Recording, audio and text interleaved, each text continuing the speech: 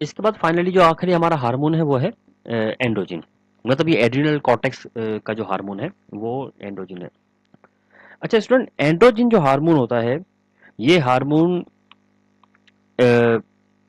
Precursor है sex hormone की। जैसे मेल के अंदर होता है, मेल में टेस्टोस्टेरोन,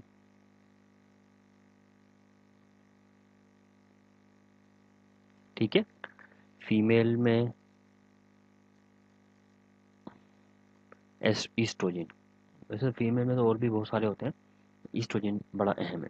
सेकेंडरी सेक्सुअल कैरेक्टर इसी पे डिपेंड करते हैं। अच्छा, अब एंड्रोजन जो है मेल और फीमेल में उस वक्त रिलीज होता है कि जब वो एडोलिसेंस स्टेज पर पहुंच जाते हैं।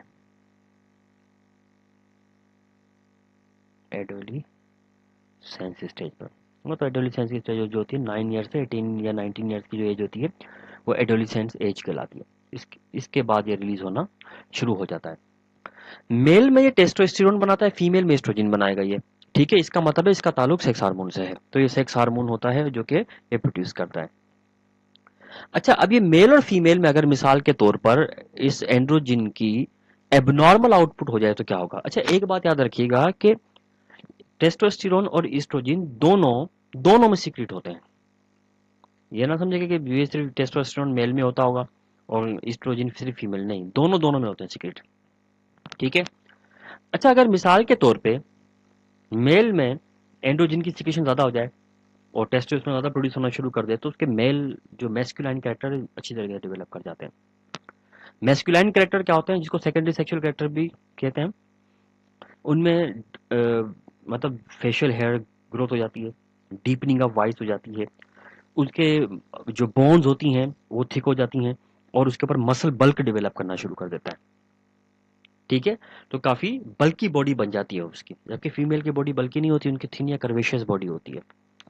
लेकिन अगर मेल में इंड्रोजन की कमी हो जाए तो फिर ये सारे जो मैस्कुलाइन कैरेक्टर हैं ये वीक पड़ जाते हैं। इसलिए थोड़ी सी उनके अंदर फेमिनाइन टाइप के पेरेंट्स आ जाते हैं, मतलब उनके चलने फिरने से, बात करने के अंदाज से, आवाज भी उनकी बड़ी शार्प सी हो जाती है, फीमेल की तरह, मेल की तरह नहीं रहती। और उनका एटीट्यूड और ये सारे जो उनका लहजा है सब चीजें उन्हीं की जैसी हो जाती हैं। ठीक है, हार्मोनल डिसऑर्डर है ये। फीमेल के अंदर ईस्ट्रोजन की डेफिशिएंसी हो जाए तो डेफिनेटली रिप्रोडक्टिव साइकिल पर असर पड़ेगा, और अगर ज्यादा हो जाए एंड्रोजन तो फिर क्या होता है कि फीमेल के अंदर भी कुछ वैसे ही कैरेक्टर आना शुरू कर देते हैं जो अभी मेल में है, मैंने आपको बताया।